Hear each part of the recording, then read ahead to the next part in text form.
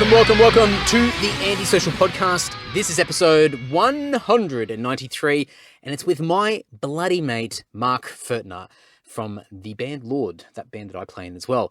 And before we kick into this episode, if we haven't met before, how you doing? I'm sure you all know me, but if we haven't met before, my name's Andy Dowling. I play in that band Lord as well, and we've got a brand new album that has been out for about a week now called Fallen Idols, and you can grab that by going to lord.net.au or lord.net.au/fallen idols now? Possibly. Anyway, go to the website, find us on social media. There's links plastered all over the net. I've been going hard with the promo, but reviews have been coming in. Everything's been positive.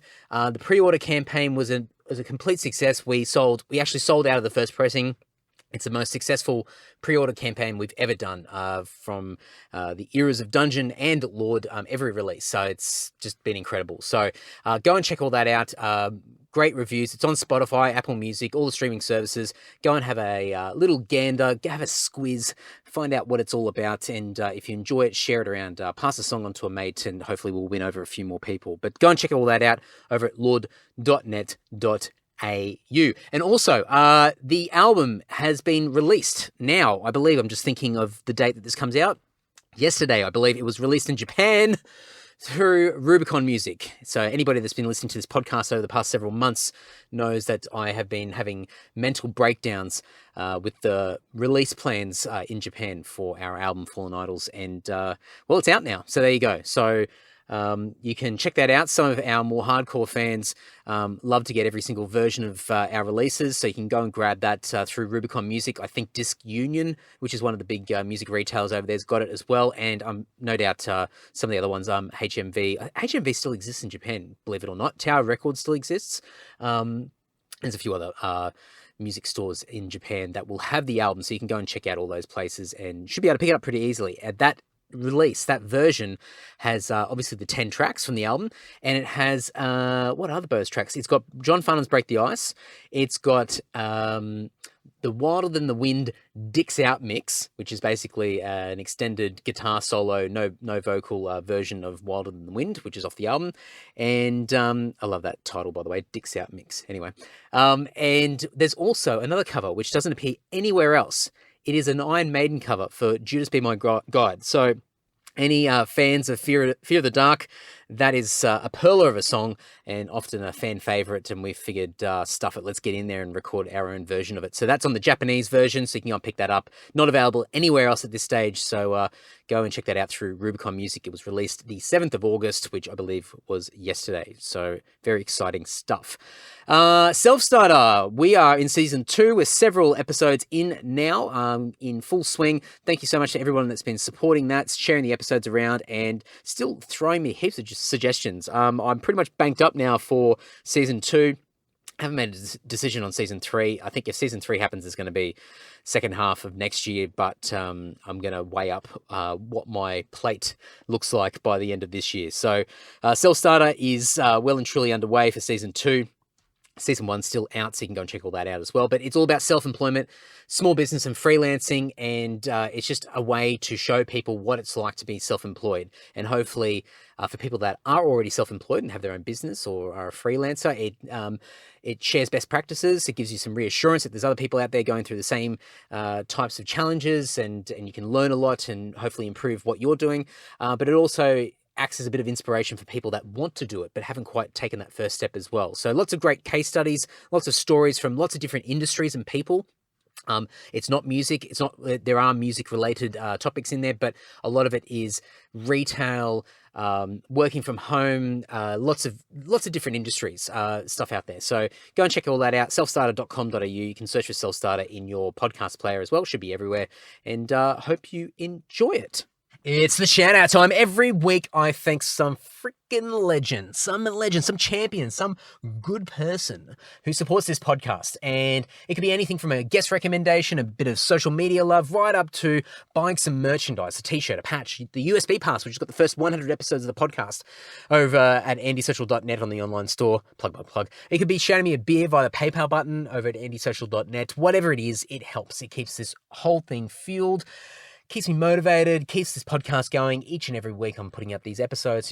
It's great. So thank you so much to everyone that supports. And every week I pick one person, add them to the list of shout outs, people that I need to thank, and just give a little bit of gratitude back to them. So this week's shout out is for a previous guest of the podcast, episode 171, I believe, Sean Ferrugia. Sean is the frontman of Melbourne thrash metal band In Malice's Wake.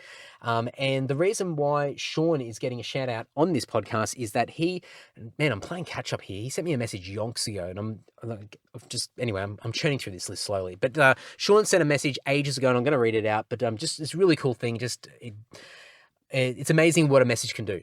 So just super cool, and definitely worthy of talking about it on the podcast. So Sean wrote, "Hey mate, just dropping in to say cheers for the work you are doing. I've been listening to back episodes nonstop for the last few weeks, and your positivity and cool interviews really give me a boost most mornings. Always walk away with a bit of wisdom or new perspective on something. My nearly 2-year-old little boy is saying, listen to Andy on the podcast in the back seat now. Haha, cheers mate." That's awesome. Listen to me on the podcast. There you go. How cool. So Sean is an absolute legend. The guys are in the studio at the moment, putting final touches on their upcoming album, The Blindness of Faith. If you love thrash metal, definitely give In Malice's Wake a shot. They are just incredible. Some of the best sort of thrash in this country. And I'm really looking forward to supporting them as their new album drops at some stage in the near future. Sean's a really talented guy, not only the frontman for In Malice's Wake, but he's also an artist. He's done artwork for previous album covers for In Malice's Wake, and he's doing the newest album artwork as well, which I've seen a little preview mock-up of, and looks really, really cool. So I'm excited to see how that's going to translate. I think he's doing an oil painting, so very inspired Nick Keller-esque, if you're listening to previous episodes of the podcast.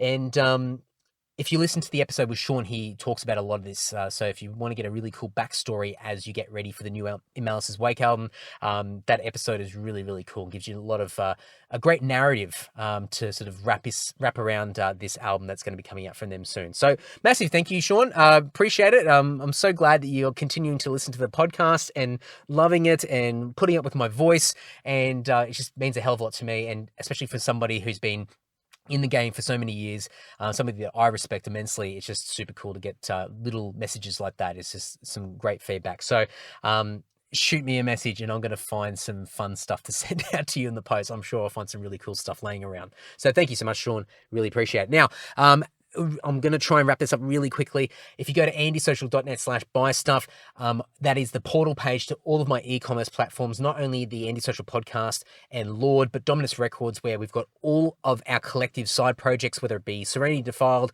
Black and Angel, FromBeyond.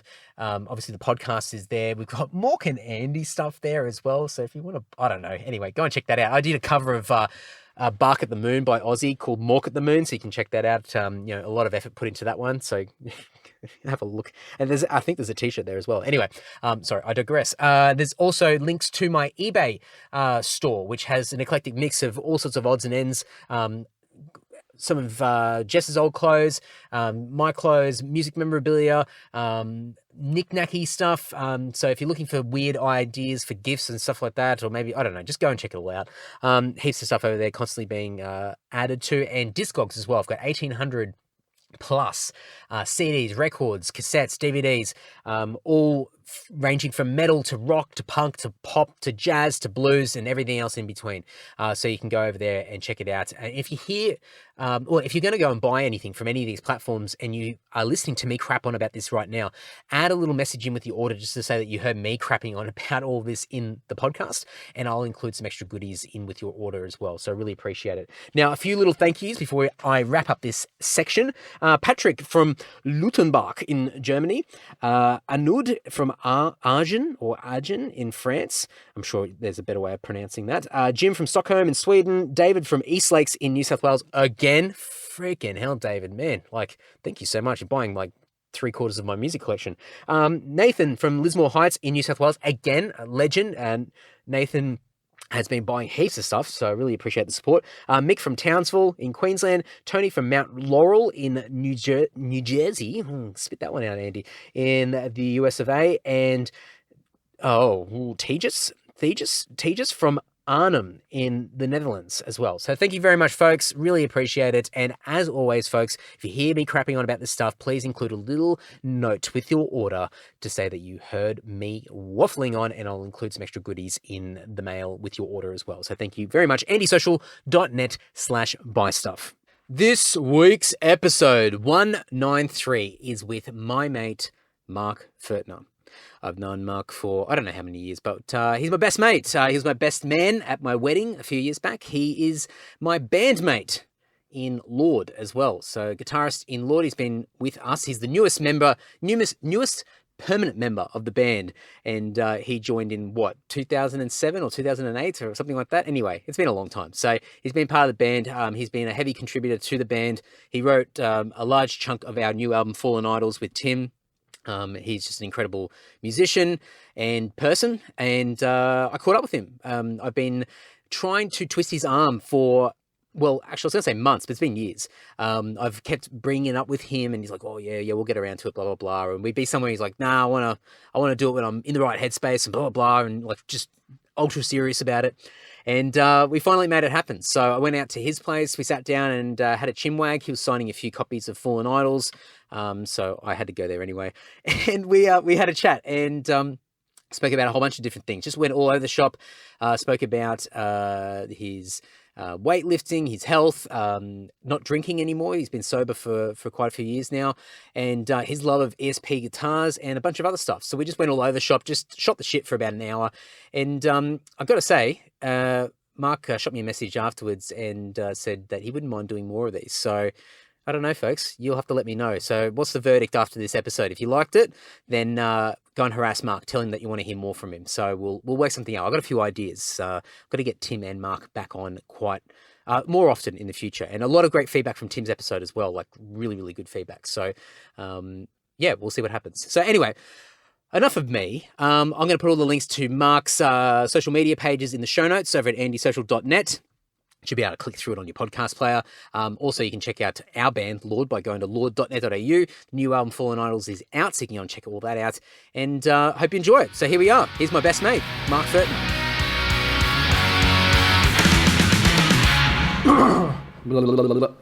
Two for 22. Two. Hello. Yo.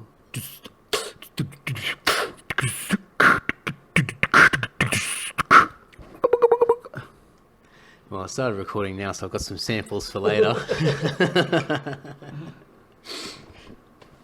Motherfucker. Sample this, you're a cunt. All right, you ready? All right. Hey, I was thinking when I was coming in today, because you just signed a bunch of booklets for the new album, and I did a little drop-off earlier in the week, and given your house is like Fort Knox with your security cameras and everything, I thought, I wonder if your neighbours think there's drug deals going on with your house, like just these little packages getting dropped off, roller door comes up.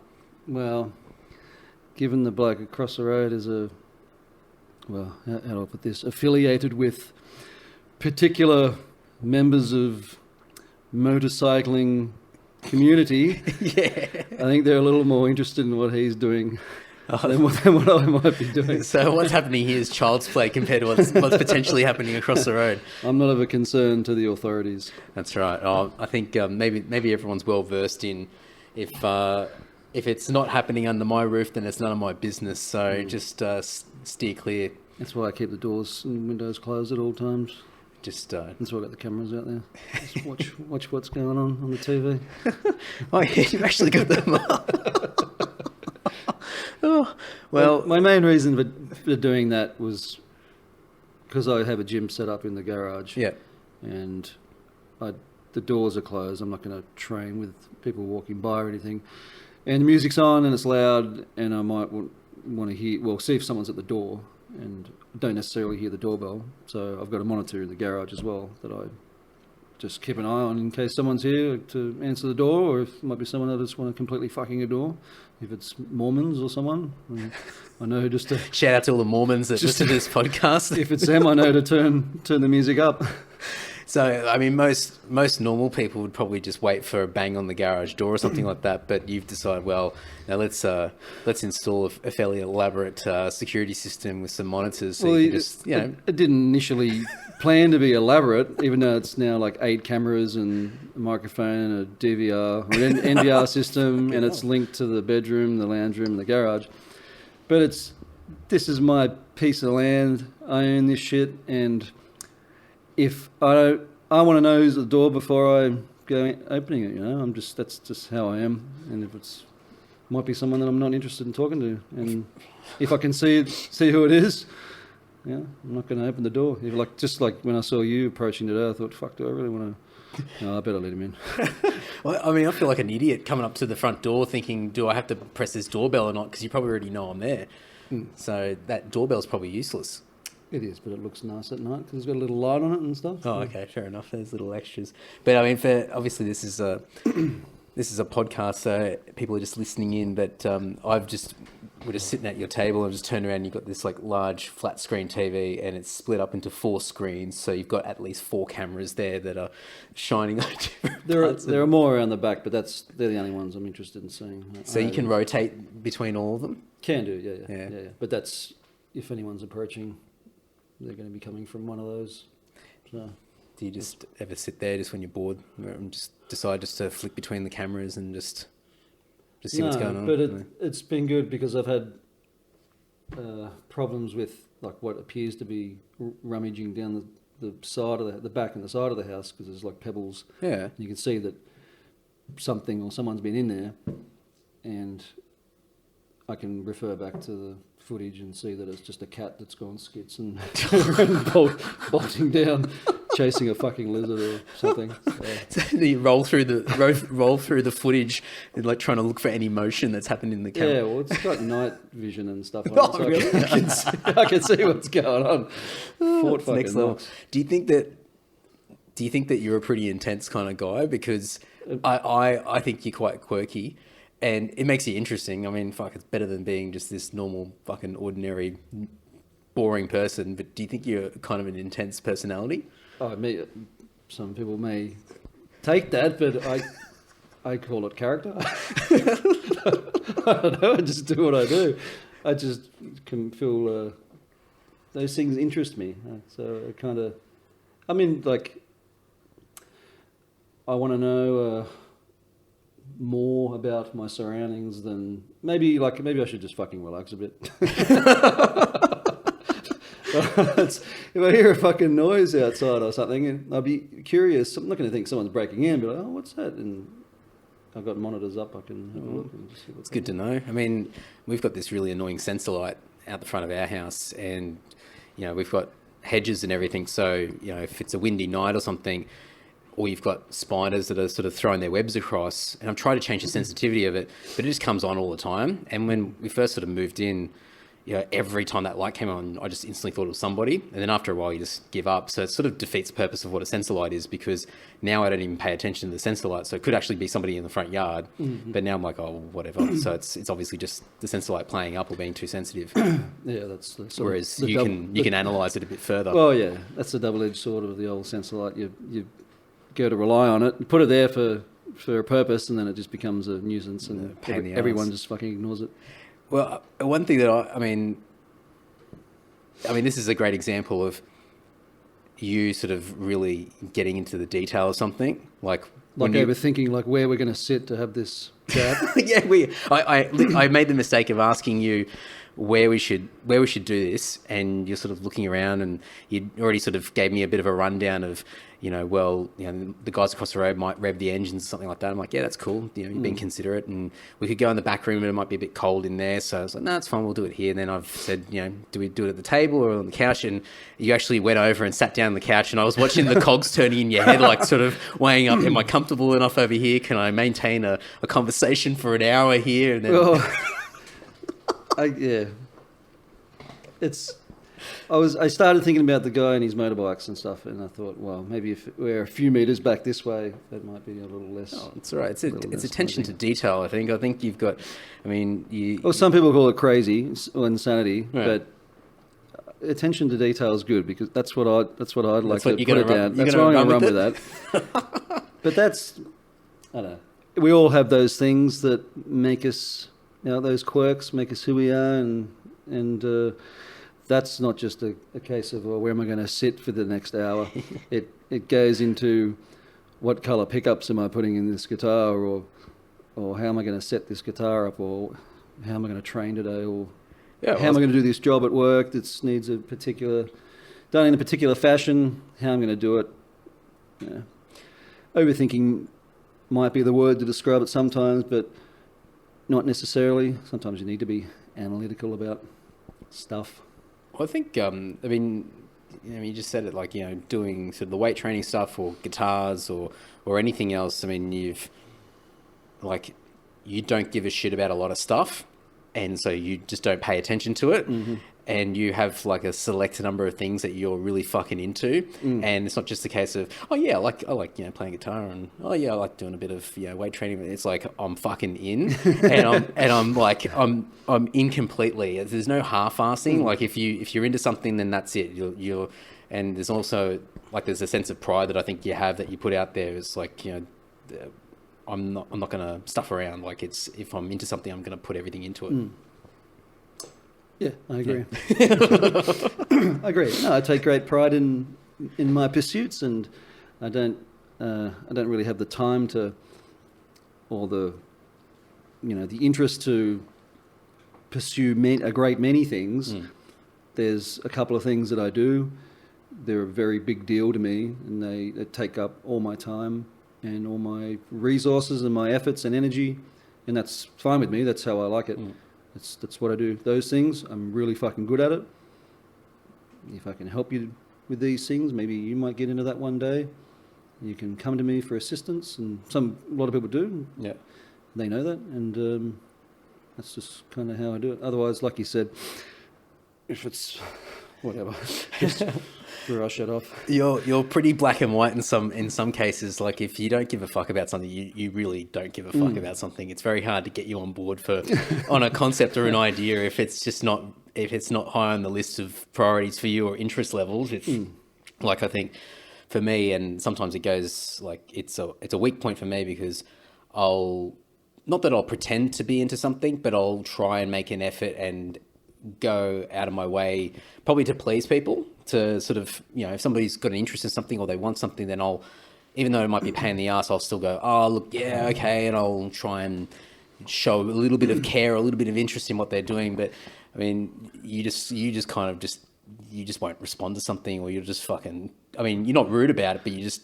there's no mistakes about whether you like something or not. Well, I'm glad you threw that bit in there about not being rude, because it's not that I don't give a shit about what other people are doing, but we're all busy. We all do our thing, and kind of there's only so much time in the day. I know what I like. I know what I fucking like, mate. I've only got time for those kind of shenanigans, but I find time for the rest. Do you find that it's more?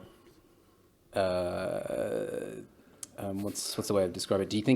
Do you think that's more focused these days than it has been in the past? Because I've noticed, like from my point of view, differences in the intensity of you getting immersed into particular things more so these days than probably, 10 years ago when we first met. I'm more concerned with how I spend my time these days. And I imagine that's what a lot of people, as they get older, come to think as well. And if I'm going to put the time into doing something, it needs to be.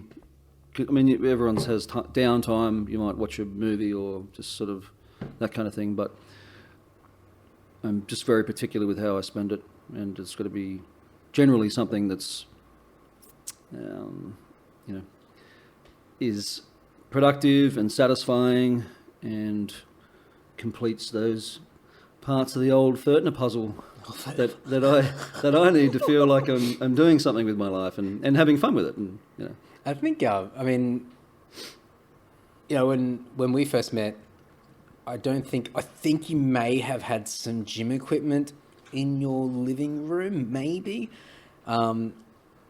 but it wasn't something that was a big part of your life at the time. And even guitars, I mean, you've always sort of, well, for as long as I've known you, you've been sort of obsessed with sort of ESP and guitars and things like that. But it just, like, at least for those two sort of topics, they've sort of, they feel like you've become more and more immersed or more intentional with how much time you dedicate to those types of things. Do you feel that that's the case, or is it just? Oh, absolutely. It's I think the more I've gotten into the science of things over the years, and that's just from watching Brian Cox, Neil Tyson, Carl Sagan stuff, which is mind-blowingly fascinating. I love that kind of stuff, the cosmos kind of stuff. And then I'm referring back to the science of us, the muscle, the bone, the brain, the tissue, all that kind of jazz, which might be an odd thing that's an odd thing to think about, but just think about those things. Yeah. And then it sort of accelerates my interest for weightlifting. And then the more you get into it, the more you think about the science behind it all, and then you start thinking, what I'm doing here on the weekend, like the drinking booze, for example, that's kind of affecting the science behind my lifting that I take a bit more seriously. Yeah. So I then find ways to improve on those things, as well as the general the technique and the art of weightlifting itself. And then you find yourself, cutting things from your life so you have more time and energy to be better at those things. Did you find that that was a big motivator for you, like in weightlifting particularly, to make that decision to stop drinking? Was that it was almost not that it was completely redundant what you were doing by doing the weight training and drinking, but it was almost in some ways or in some aspects cancelling each other out, like you're putting this time and energy into something that you're developing an interest in, but when you drink, it's sort of like it's like one step forward and maybe 10 steps back or something like that. It's very much like that, because it's counterproductive, and alcohol in my system was doing things that in everyone's system it does essentially the same kind of things, the negatives, and it was just countering my efforts. I thought, this is a pretty easy choice. I might just do away with that. Just fuck it off. And was it easy? Honestly, yeah. Yeah. Because I think it's when you've already, in the back of your mind, you've already made the decision to keep making the right decisions. Yeah. It's like flicking a light switch. It's like, okay, yeah, all right, I'm just going to stop doing that. Sort of, I guess you'd have little reminders or little sort of flags popping up leading up to that moment where you're probably still drinking or something like that, and you're like, here's another example of where I'm not at my optimal doing my weight training because of something, and then eventually it's sort of like it's already been sitting there in my subconscious, and eventually it's like, okay, gotta do it. Yeah, because it's you're not only dealing with the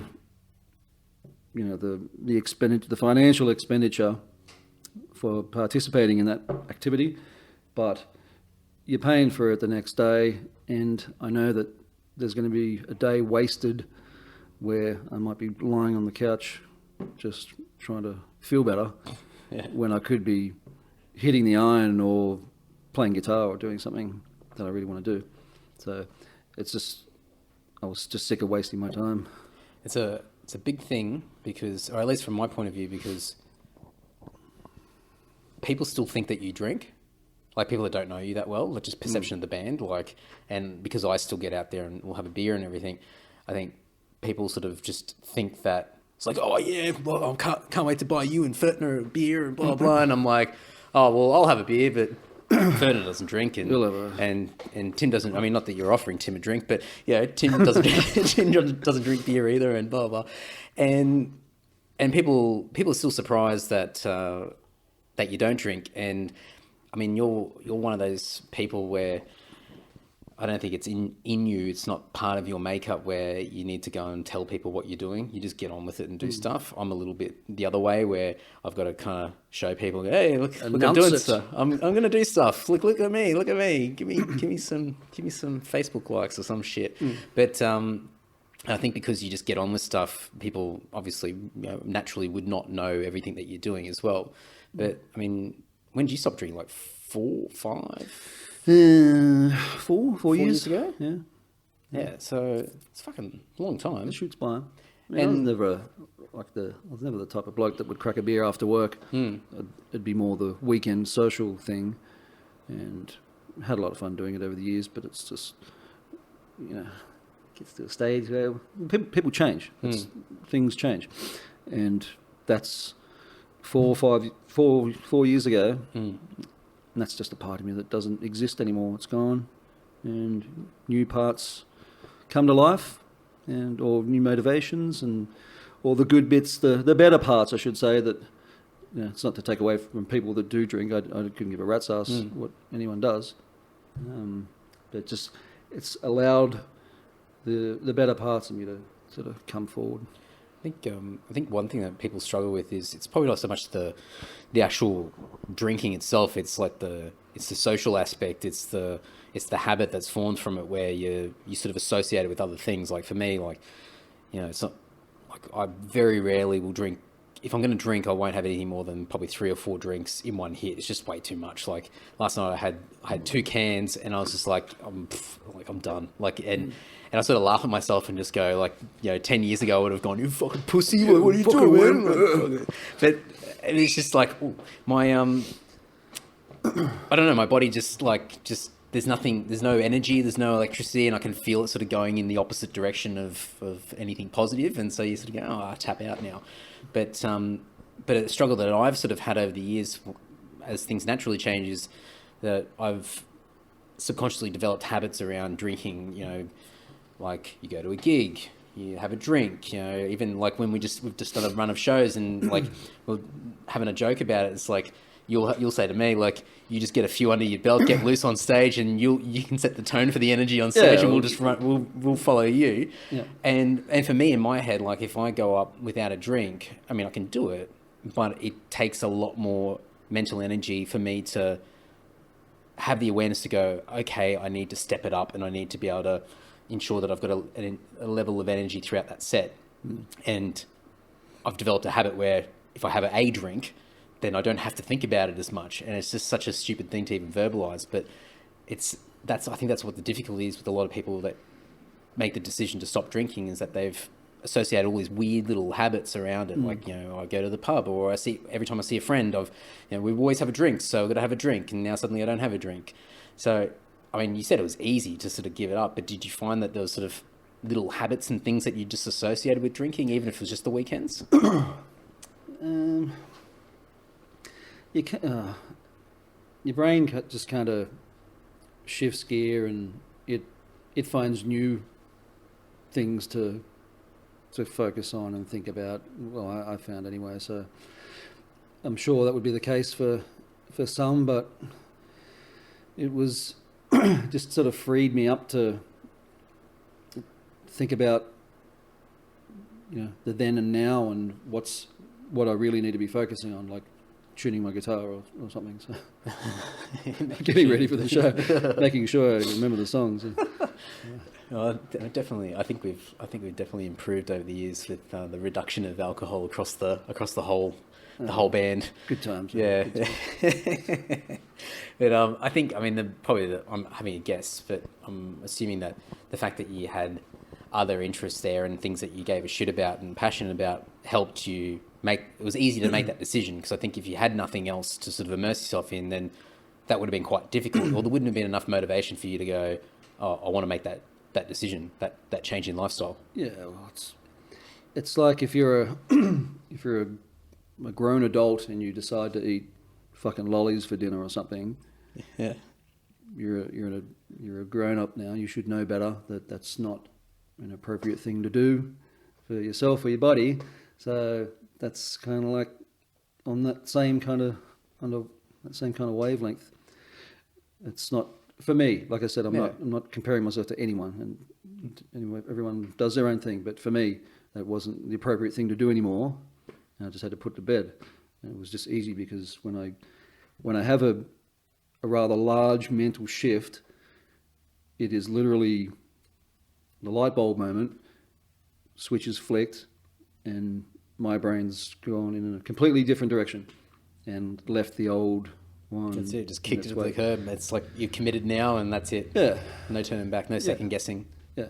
Yeah. And I think that works for me. It may not work for everyone, but it works for me. And that's because I like to focus and just refocus, and I need that daily goal, long-term goals, of course. The daily ones are essentially long-term ones anyway, but when they're broken down into the daily goals, that's really driving, I find. It's really, really drives me.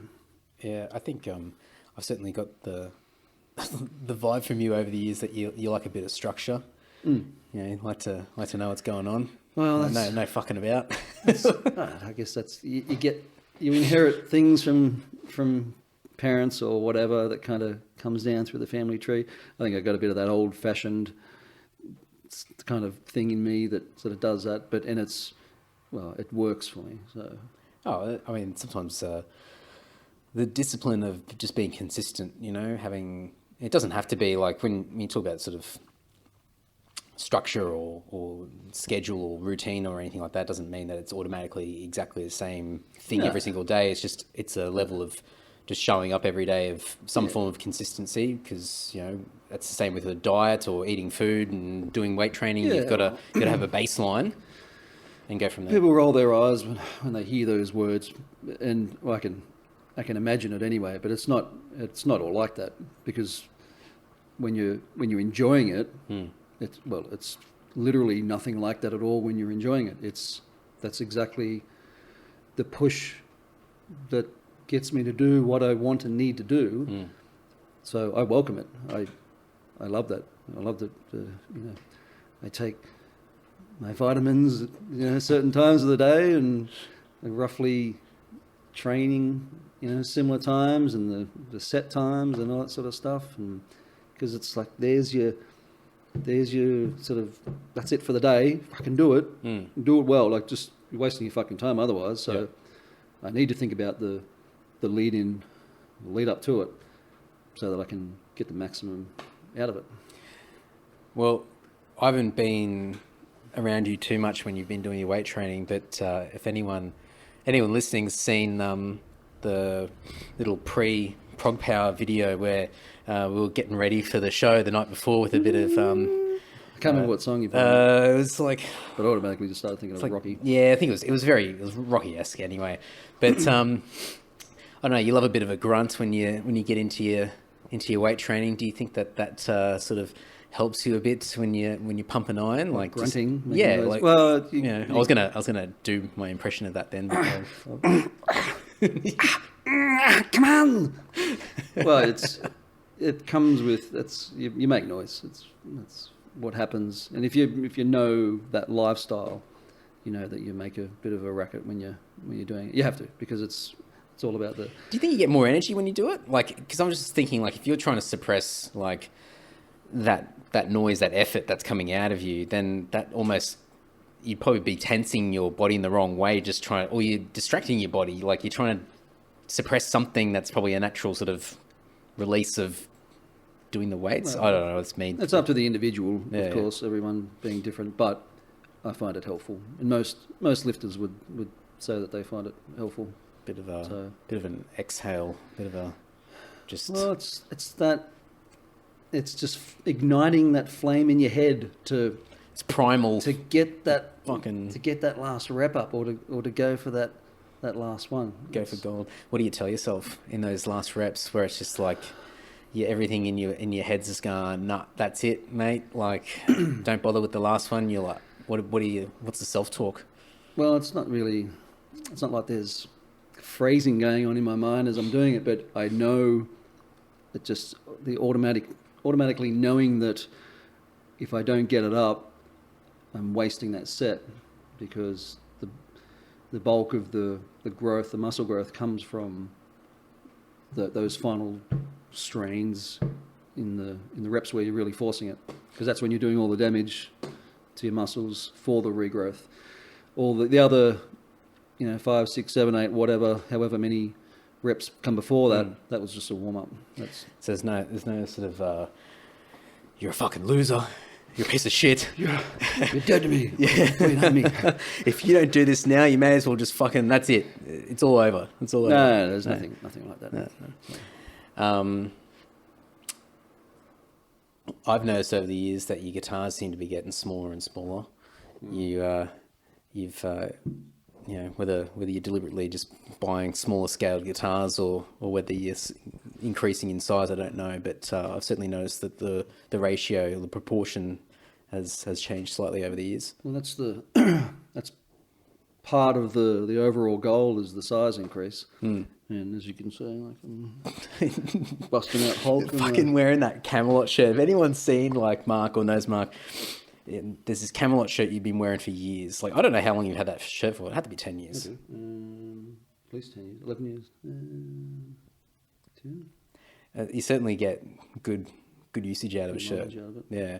But now, I don't know if it's a combination of you just hulking your shirt or a bit of moth action, a bit of combo. Fucking moths. My cupboard. But it's still good. It's managing to stay on your body, so I guess it's still got a little bit of life. I reckon if you still got that shirt in another 10 years, I would not be surprised. I'll still have it. Whether or not I'm wearing it is a different story.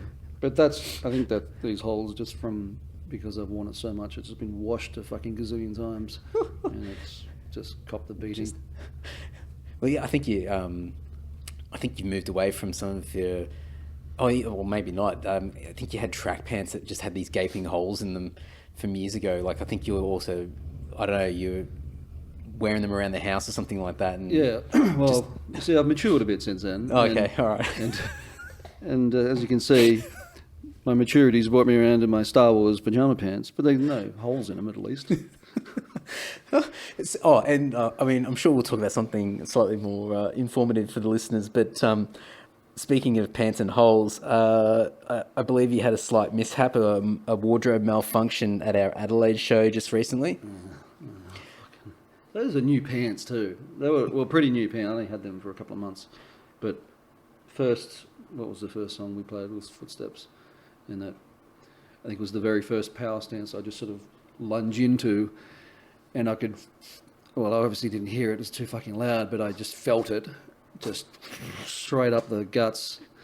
And like, oh, fucking God. Like, it not happened in the last song or something. So I was trying to show Shane. He was off to the side. I sort of wander over, get his attention, and just point at my crutch. And at first he was kind of like, had that look on his face. What do you want me to look at your dick for, mate? Just play your show. And I think he finally, he looks over and he cottoned on, as if to say, "Well, suck shit." I didn't know until you told me afterwards, but it was a fucking big hole. Oh, it was fucking massive. It just spanned from like right at the front all the way to the fucking back. There's only the guitar was just covering it. So if you had the guitar in front of you, probably no one would have seen it. Oh, I think a few people would have caught it. Maybe not immediately in front of me, but people off to the side would have seen it. I'm surprised that you had a second pair there ready to go. Like, I'm impressed. But as you said, you've because of the gains going on here, mate. I've had to bring a larger pair of stage pants so I can move in them because my general ones are a bit small and I can't play, move around on stage in them. They just feel really tight and it feels awkward, and I can't sort of kneel down or do the power stance. Were you compromising on your power stances after that first tear? Well, I was. Were you like a little bit sort of self-conscious after that? It threw me off a little for a song or two, and then there was not much I could do about it. I was there, so just get on with the show and just keep doing it. So.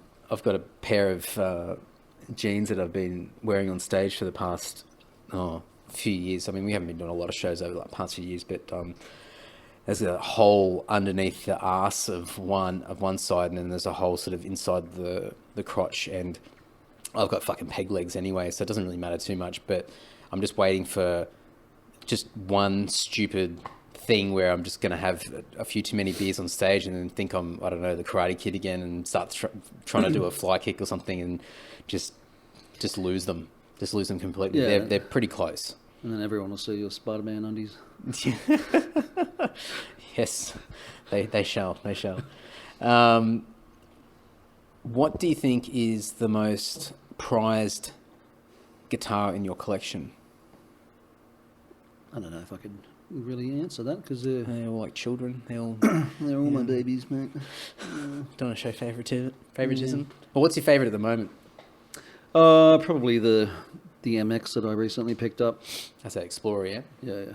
So that's only because it's the latest one, and it's not to say it'll lose favour with me or anything, but I'm just particularly fond of it because it's a different shape, and it's a completely different guitar from what I normally play, which is a Super Strat ESPs. So it's been nice playing something out of the ordinary for me, very ordinary for some other people that are used to, not having a Floyd and 22 frets and that kind of thing. But for me, it's like I might as well be playing an acoustic or something. It's that sort of that different. Yeah. When was the last time that you owned a guitar that wasn't an ESP? Because you're a pretty fucking ESP obsessed individual. I mean, have you Loyal to the bitter end? But when was the last time you owned a guitar that wasn't an ESP, and how long ago was it? I'll probably just ask that question twice. Well, it was a long fucking time ago.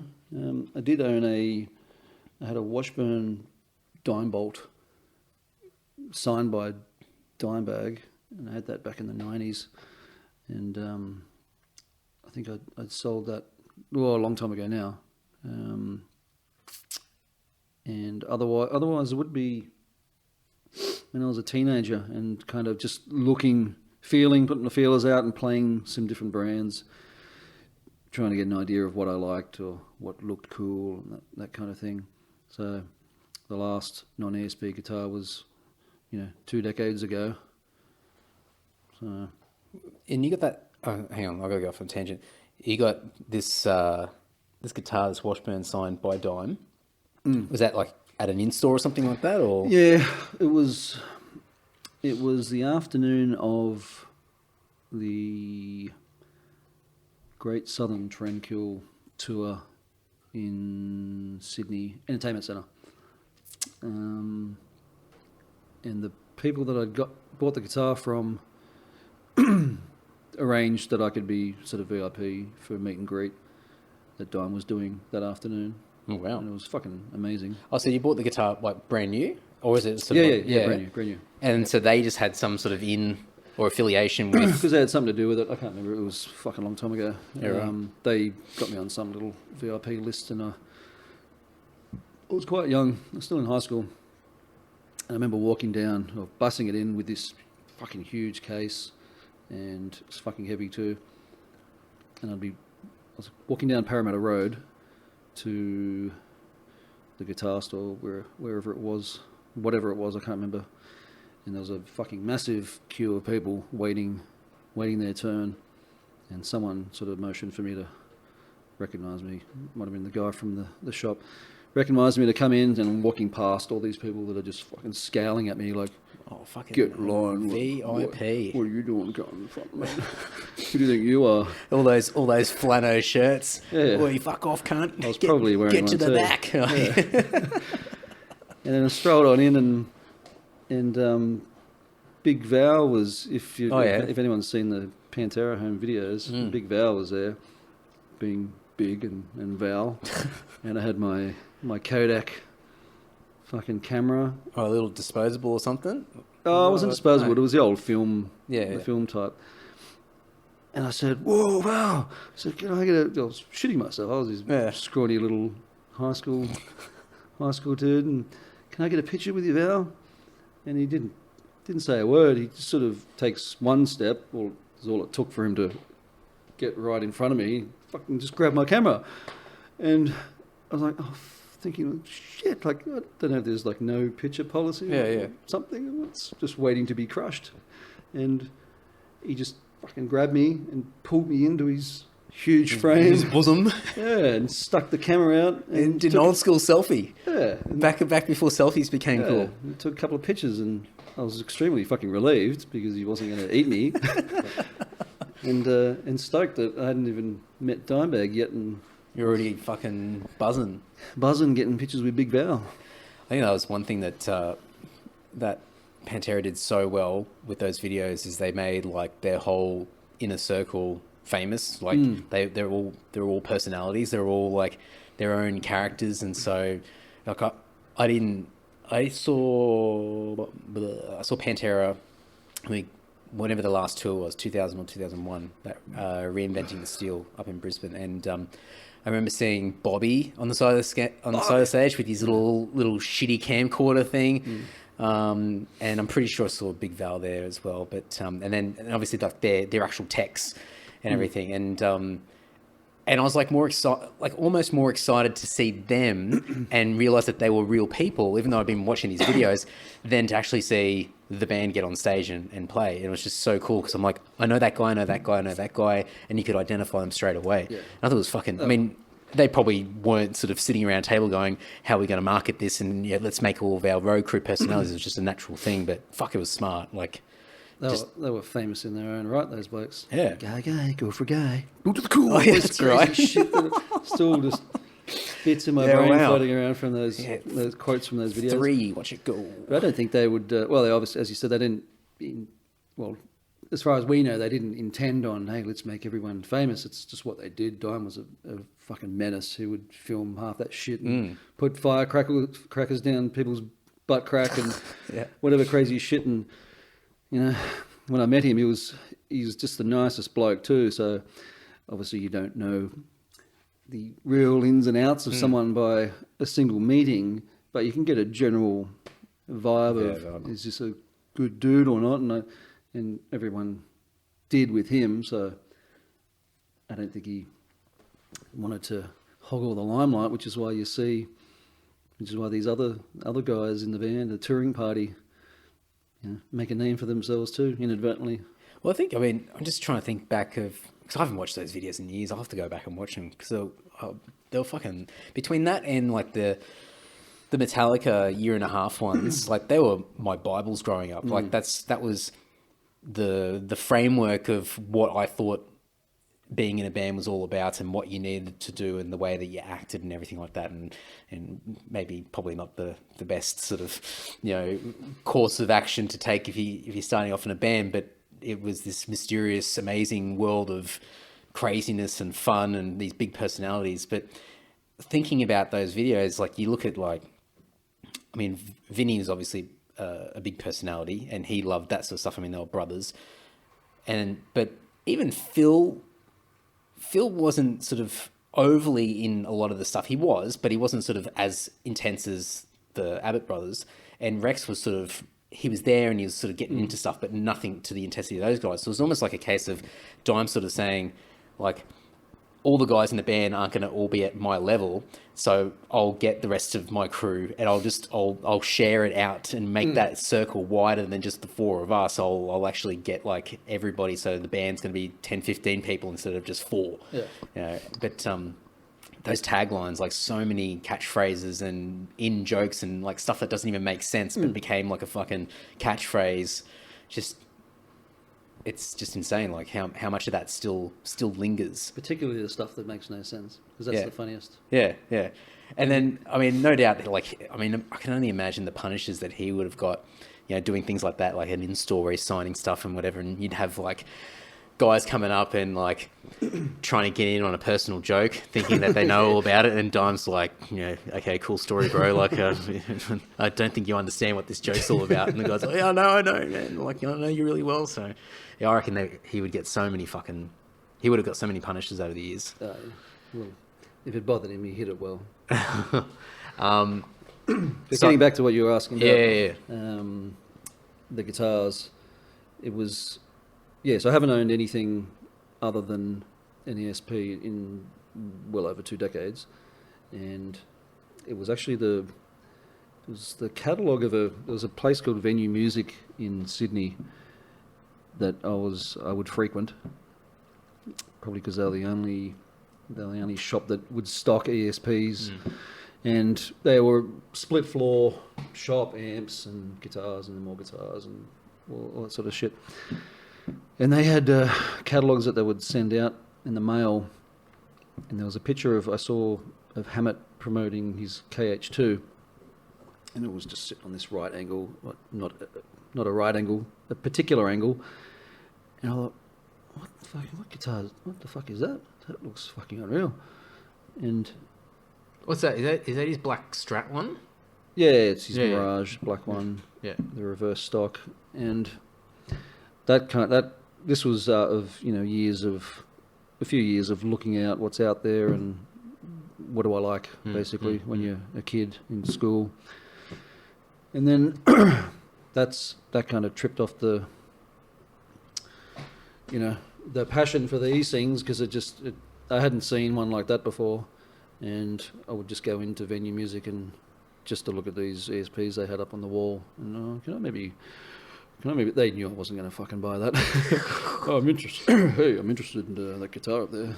I'm gonna have to have a little strum if you don't mind. This scrawny young guy. Did you have an undercut as well at the time? Oh, fuck, probably. And after going in there for quite a long time, the bloke, I think his name was Robert, who owned and ran the place, he gave me this ESP shirt that's obviously just stuff they get for promotion, and I remember it was like 10 sizes too big for me, and I still have it. It fits me quite well now, but back then it looked like I was wearing a bed sheet, and it was fucking amazing. This amazing shirt, the ESP embroidered logo on it and stuff. So, but that's that kind of kicked things off, and then I would have sold everything else soon after. But come 2004, I think it was, I rang Shane at B Music because I was after a particular M2 in a particular colour, and I'd rung around Sydney and fucking everywhere trying to find one. People didn't,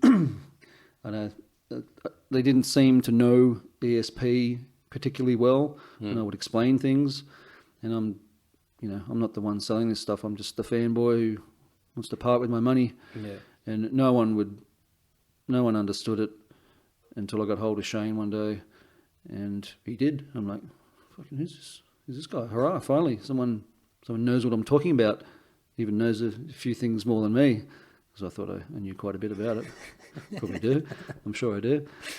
But it was quite a breath of fresh air when I spoke to Shane, because he could actually give me the information I needed and help me do stuff, and source colours and source parts and source models and all that kind of thing. But by that stage, had you already had an ESP or an LTD or something? Yeah, had something. But then it was a few years into it when I'm really just going ape for it, and it's all I had and all I wanted. What was the first ESP model that you had? I had an LTD M300 or M3000 or something. But the first proper ESP was I think it was the KH2. Oh, really? So it was a nice first one to have. So I wasn't I was a bedroom warrior, but I was fairly competent. I was thought myself worthy of owning it. So yeah. Oh well, especially the KH, you probably knew how to play the blues scale and could use a whammy sort of whammy bar and wah pedal when you needed to, if you wanted to, or if that floated your boat, you probably could do it. I could bust out a few Hammett pentatonics. Yeah. And probably reload the album that you sort of really. No. No, everything before that though. Oh, okay. How many? I know you got quite a few ESPs these days, but how many do you think you've had sum total over the years, bought, unsold, but had in your collection? Not really much of a seller, so it wouldn't be too different from what I've got now. So I can't count them all on two hands, but got a few. Got quite a few, but not really a seller. So the stuff I'm really into is the stuff that's hard to get, really rare, often expensive, and once you get it, you don't let it go. So, I mean, you told me a few sort of things about you, like trying to source guitars or find guitars, and like there's this. It's like anything now. I mean, the internet's fucking amazing with finding these little niche communities, but like from what you told me, like there's these communities of people that are just as obsessed, and in some cases probably more obsessed with ESP than you are, as far as knowing all the little nuances and changes that have happened over the past several decades with the brand. You know, I mean, so that the guitar you were talking about earlier, that latest one that you got, I think, when did you tell me it was like limited production as well, and it's from like sort of early 90s? the MX, it was a custom order only throughout 90s, so they weren't just churned out of the factory and just made and shipped off. So they're only made to order only. Yeah. And via a custom shop. Yeah. So not just your run of the mill kind of production line. But obviously Hetfield quite coveted because it was Hetfield's spec. So everyone wants what the big guys have, and particularly when it's custom shop quality, and you really need to play these guitars to understand and appreciate custom shop craftsmanship as opposed to just production line, general production line stuff, which is often really good, but there's a big difference. And anyone that says, "Oh, my production line yada yada model is just as good as this," well, they don't know what they're talking about. They've never played it. Because if you fucking jog on, mate, it's fucking hit the road. It's like comparing a Ferrari to a fucking VW Beetle or something from 1950 or whenever the hell they made. Yeah, you can't compare it. It's...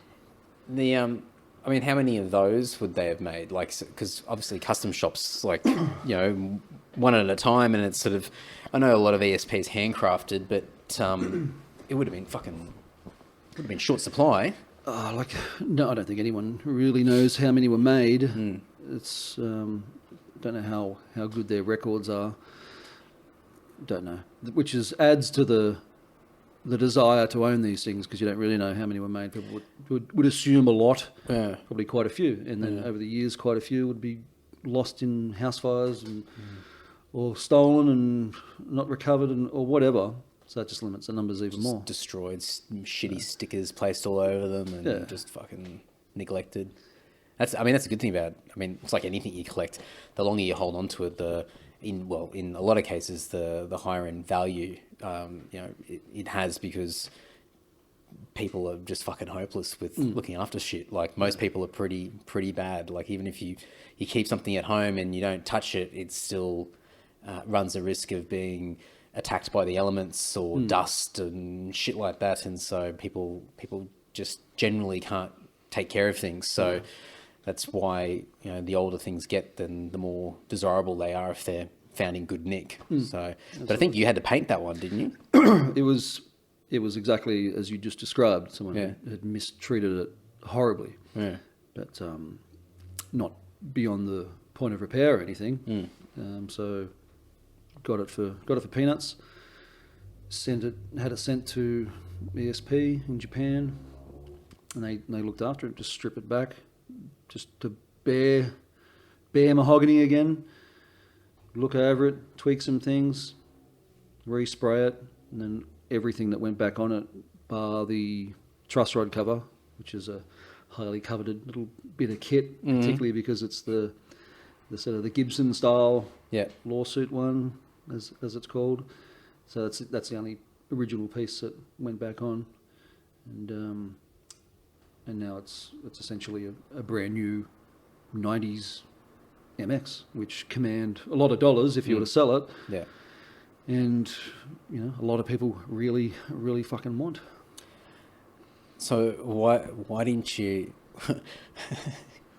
just go and like take the guitar like out to, I don't know, Campbelltown, and just like get someone to paint it there and just chuck a coat of paint on it? Why'd you send it to Japan? Like, it'd be a bit of a waste of time. Like, Remember we talked about if you're going to do it, and if we're going to do it, I'm all in. I'm going to do it properly, and that's why I went to the best people, best people for the job. So Makoto, president of ESP Japan, very kindly looks after these things. It has done a few times for me, not just on this one occasion, but a bunch of times he's received guitars for work or paint job, and looked after it, and I think he appreciates the fact that there are people out there like me who want to preserve these guitars and who essentially live for these guitars. It's not just guitar, I want to play it. It's great. It's that brand as well. Like they make literally the best equipment for me and a lot of people, and the brand comes into the love of guitar. Yeah. So it's not just the guitar thing. So he's very kindly looked after me a bunch of times. I can't thank him enough.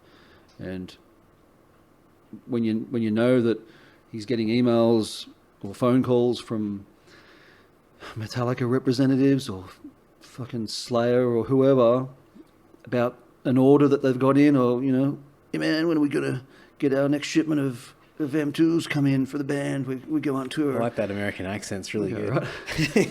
And then a moment and then later on that day he'll be talking to a bum like me in this little averagely known Aussie band and doing me favors of the same caliber. It's really, really good people. I can't thank them or praise them enough for not only the way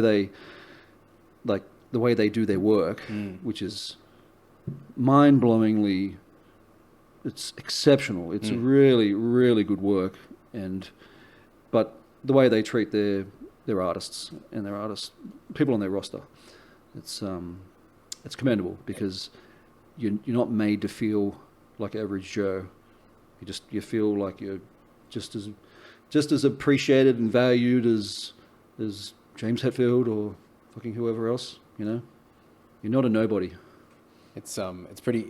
I mean, we've been really fucking lucky over the years with those guys in Japan, and those first few times going over there, and going to the factories and going to their different sites in whether it be Tokyo and Nagoya or whatever, and just, I mean, it's probably a cultural thing as well, but like obviously super polite, and as you said, like the respect level, regardless of who the fuck you are, is pretty cool. And to be able to walk through and see how they operate, and to watch them sort of handcraft these guitars, and then also to walk past and see that they're doing a custom shop order for one of the guys in Slayer, or there's some Metallica guitars just sitting there ready to be shipped out or whatever, and they're not like just carbon copies of Metallica's guitars, they're actually for Metallica. And you sort of just sit there and go, what the fuck are we doing here? But it's like, it's incredible. And Makoto's like been ridiculously generous with us over the years. And like even last year when I went over there for a few days, and then you seized the opportunity and gave me a fucking guitar body, I think I really started to understand, I guess, not only the dedication that those guys have in Japan, but I think the dedication that you've got to really not half-assing the way that you approach these guitars. Because like for people to sort of get an understanding, Mark gives me a body of a guitar. I can't remember what it is. You can tell me in a sec. And I had to come over, pick it up. Then you also gave me, not a lecture, but you really sort of reinforced exactly what you wanted, and you repeated yourself several times, and I think you just really wanted to drill it into my skull of exactly what you needed, because you didn't want me to fuck it up, and it was for good reason. Like I probably would have mucked it up. And then when I was over there, because like in Ochanamazu in Tokyo, they've got the guitar district, and it's just fucking next level. It's amazing. So you also gave me a nice little shopping list of all these little fucking bits of hardware. I did too, yeah. That I had to go and try and track down. And some of it was quite easy and some of it was fucking hard, and it was fun. It was really, really good. And the guys at the ESP stores were like running around, like having little conversations with each other, trying to work it out and scratching their heads. And like there was a few things there where they were struggling and they were really trying to work it out, but they found it in the end. Like, well, there's one, I don't know what it was, but there was one piece where they actually sent like a runner, like one of the young guys, like down the street, and must have gone like a block over to another site or whatever, just to grab like a little packet of something, like one of these little pieces of hardware, like a fucking screw. Might have been a particular type of screw. There, because I wasn't about to put just any old screw on the back cover or something. It had to be cover screws. Oh, there was like, it was an impressive list of stuff, and like it wasn't, like anybody that's got a guitar, like there's particular guitar type pieces of hardware that are used for guitars only, but there's also like nuts and bolts, like not nuts and bolts, but like screws in there. And you had particular screws with the photos attached and like everything there, and like just no compromise whatsoever. Like I could imagine fucking Joe Blow goes, oh, I've lost a screw on the back plate or whatever. Oh, fucking, let's just go to Bunnings. Yep, that'll work. Just shove it in the back there. It keeps it together. But different story for you. And they, to be honest, like the guys over there, they fucking loved it. They were going, oh, what's this for? Blah, blah, blah. I don't know. But they were like, oh, yes. They said something like, oh, so, you're very particular. They had a different word for that, but they were basically saying how fucking particular these things were, and they were almost laughing at how like anal it was. And I'm like, well, here we are. So yeah, it's my mate. Yeah. But what guitar was that for? That was an M2 Deluxe. Yeah, it was, I think it was a late '90s M2 Deluxe DX, and it just needed new paint. So I bought that in Japan on online auction with the help of someone, probably Maru. And it was quite well looked after. It was in really good shape, but the paint just looked like it had been sunburnt or something funky environmentally that affected it. But easy work for the custom shop. So they tore that down and put a nice dressing of pearl white back over it. And I rebuilt it with all brand new and very particular screws and all that sort of stuff. And now it's a fine machine to look at and play. So I had, so you gave me that body, so you'd taken the neck off and everything, so, and all the hardware, so everything was out, just the body itself, and wrapped up in bubble wrap. And so then I had a little suitcase, so I put that neatly in there and wrapped it up with 50 million layers and everything, so I was ultra paranoid that, oh, fuck. I mean, even though it was going to be repainted, I just fucking, I'm not taking any risks here. And then Makoto was like just an absolute legend, and invited, because I went over with some friends. So actually I should, so Turner, Lammy, Craig, Jerry, Andrew Craig, been on the podcast. Oh fuck, did I miss anyone? Oh fucking, oh well, suck shit for that person I missed. I don't think I haven't missed anyone. Anyway, so Makoto invited us out to the factory. I let him know that I was going to come, and so I carried this little guitar in an Enviro bag with bubble wrap around it on the train. Went out to the factory, and then he came and picked us up and drove to the factory there, and I'm standing there with him. I go, look, this is what he wants, blah blah blah, and he basically just said, I know. Like, he's already told me, and I'm like, oh, fuck, all right. And here I'm, like, trying to, like, I had it written down on my phone to make sure that I got everything right. And he's like, no, yeah, he basically said, yeah, like, you don't need to waste your breath. Like, I already know. I'm like, oh, okay. Well, I probably emailed him and sent him pictures. Overcompensated everything. Just so you didn't want to just take any risks here. Just cover all bases. Explain it to him in English, but then I'll make up some images and use the translator, and I'll copy Japanese text onto the images. Just on the off chance that the builder or someone doing something might be unsure. Just want to cover all those bases. Just overthinking it is all. Just want it to be dead on right. So. Well, I left it there with him, and it was good to catch up with Makoto, and then eventually, I guess the guy shipped it back to you, and you got it back and did a good job. Saved me some money on shipping, so thank you. Oh, my pleasure. And and I brought you back a little shopping bag of Oh yeah, $500 worth of parts or fucking something. hardware and everything.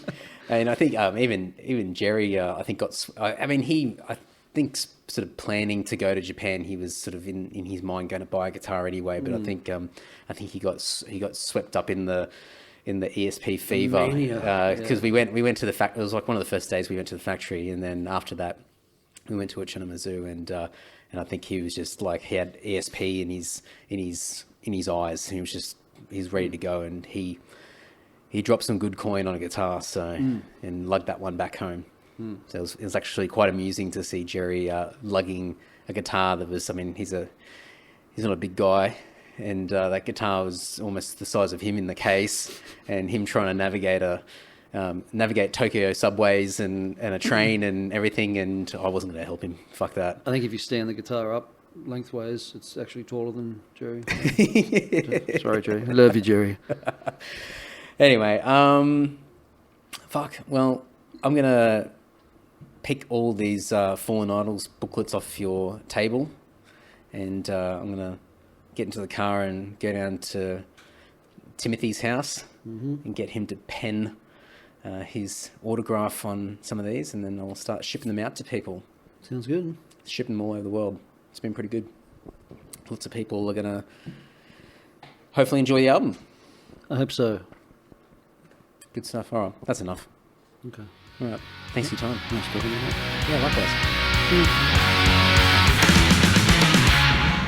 If you want to reach out to Mark and, I don't know, talk about how he eats a carton of eggs a day or lifts weights or whatever, you can go over to the show notes over at antisocial.net, and I'll have all of Mark's social media handles there. You can just search for Mark Furtner. He's on Instagram and Facebook. He's got a Twitter account. Actually, go and check out Mark's Twitter account. He's going to fucking hate me saying this. He made a Twitter account about, 10 years ago or something like that, and he just used it to put really bad rap lyrics in there that he made up. And I think most of them are about shitting. So go and check that out. I don't think he's used the account in probably about 10 years anyway, but you can go and follow him on there, and maybe he might be inclined or motivated to get on there and delete a bunch of tweets. I don't know. But go and check Mark out on all the socials. I'll have links in the show notes. And of course, lord.net.au will have lots of info on Mark and our new album, Fallen Idols, and everything to do with the band and everything that he's been a part of over the past several years. Also, Mark's album, FromBeyond album, is on Bandcamp, on the Dominus Records web store, so you can go check that out. And he's got another album in the works. It's done. We're just waiting patiently for him to release it. So go and hassle him about that as well. So go and reach out to him. Let him know what you thought of the episode. Tell him that you want to hear more of him on the podcast, and tell him to release the new From Beyond album as well. So lots of call to actions there for Mark. Anyway, now a few things before we wrap it up. Lord, here we are, a week into the new release. Things going really well. I am recording this a little bit in advance, not too much. It is past release date. I think it's the 2nd of August, so maybe a week. Yeah. So anyway, well, look, I'll tell you what's happening right now. I'll talk a week in the past. 2 days ago, we released the album, and it has been going ridiculously well. Pre-orders, we sold out by release date. They are completely gone. I'm in the process of packaging up all the final orders. Yes, I've been packaging up every single freaking order. There's been hundreds of them, and I've been sending them out all over the world. So if you got one from us, it was from me. I've packed all those things, so you'll probably understand why there's trading cards of Mark in there and all sorts of other weird and wonderful things. I've just spent a lot of extra time putting little bits of love in there. So that sounds weird. So I've been sending all them out. I've got the last few to send out to people, and the second pressing of the album is arriving now, and we'll start sending that out to people. So people can go and buy that. It's over on our Bandcamp page. So if you just go to lord.net.au, there's plenty of links. It's on Spotify, Apple Music, all those places, so you can grab the music in other formats, and it's going really well. So thank you so much to everyone that just jumped on this, supported us, and has been giving us so many great messages of encouragement, great positive reviews and encouraging other people to check out the music, sharing these songs around. It's all on YouTube. All the topic, what do you call it? The Lord topic stuff. It's off CD Baby, like the digital distro. So if you find, anyway, it's all on YouTube. It's on Spotify, all that stuff. And people are sharing this stuff around. It's fantastic. People are still buying the album, and it's been great. There's been very little criticism. I think the only criticism that we got was one weird one that said that we would never be in the spotlight for any particular genre, but our album was really good. It was a weird one. Anyway, apart from that, the feedback's been really, really good. So we're really happy. We need to push it big in Europe. It's probably not the best timing to release an album with all the European festivals going on. A lot of distraction, but we're going to push hard. So if you know anyone in Europe, any metal fans, pass it around. If it's just one song, it would be a big help for us. We want to get word out there and get a bit of people power to spread the word. So far, so good. We're really happy, really proud of what's going on, and really appreciative of the support that you guys have been giving us. Self-starter, we are in full swing. I think by the time this episode comes out, what episode will be out? Episode 35 maybe, or 36? I can't remember, but it's coming soon. Thank you so much for all the ones that all the support that you guys have been giving for the episodes that have been out so far for season 2, and we're going to run this right up until the end of December, and then I'll make a judgment call as to what I do after that. But it's been really great. People have been sharing those around and recommending them to lots of different people. I've been getting lots of great suggestions for people to join the Self-Starter podcast, so lots of stuff there. So thank you very much for that. And what else? The Getting Into Podcast series. Once again, plug. You can check out the video series that I recorded. Tim helped me out with this over at SLS Studios. The 11-part video series is on Facebook, on my Facebook page, in the video section, or it's on YouTube. Just search for my name on any of those platforms, or search for Getting Into Podcasts, and there's an 11-part series, 2-minute or so videos, all bite-sized, very basic stuff, and it just gives you a little bit of a taste of what to consider when starting your own podcast. And the whole purpose of this is to encourage as many people to start their own podcasts as possible. I want you guys to get out there and start your own shows, and I'm happy to help, and I want to be a part of it, and just get more and more people to have their own voice, share their ideas, their opinions, even if they're shit opinions, don't care. I want people out there to express themselves, and even if it's just a bit of entertainment and a bit of fun. The more people out there, I think it's a really healthy thing to do. It's been really amazing for me. It's been a big self-development tool, and I think more people need to get out there and do their own podcasts. So go and check out those video series. If you've got any questions, let me know. If you go to andydowling.net or andysocial.net, there'll be a pop-up window to join my mailing list. There's also a tab on my Facebook page to join the mailing list. If you sign up for that, you'll get a PDF download, which is about, I think it's about 17 or 18 pages. Let's just say 20. And they are more detailed notes from the podcast series, plus some additional content around Antisocial, Self-Starter, and Lord as well. So a bunch of stuff in there. It's just a little bit of an introduction into me and my world. And I will eventually, when I pull my finger out, start doing monthly newsletters that will cover things from all my little different pockets, different things I'm involved with. And I also want to start offering things to people, little exclusive deals, discounts, giveaways, stuff that people that are only on the mailing list will be able to get. So I'm going to work on that. I've got a lot of ideas. I've got too many ideas, if anything. It's probably a problem I have. But I just need to get it all up and running. So sign up, stay tuned. You won't be getting harassed in your mailbox anytime soon, because I've got a lot of other priorities, but the mailing list will come, and that's the gist of where it's all going to go. So go and check all that out. I think that's enough. I have no idea who's next week, because I did bulk record, but then, look, I'm working on another project. I can't help myself. I know. I think a few of you guys know what it is, because I've spilt the beans at some of these shows on the tour. But a really exciting thing that's going to help promote Fallen Idols. And I really want to announce it, but I'm not going to do it yet because I haven't quite finished it. So I don't know who's coming next week. I did bulk record, but I haven't quite worked this out. I've sort of, I'm a bit disjointed. So stay tuned. It's going to be a surprise for me. So until next week, folks, take care. Keep spreading the word. Pass the album around. Share these episodes. Just listen to it. Anyway, all right. Catch us. Okay, bye. See ya.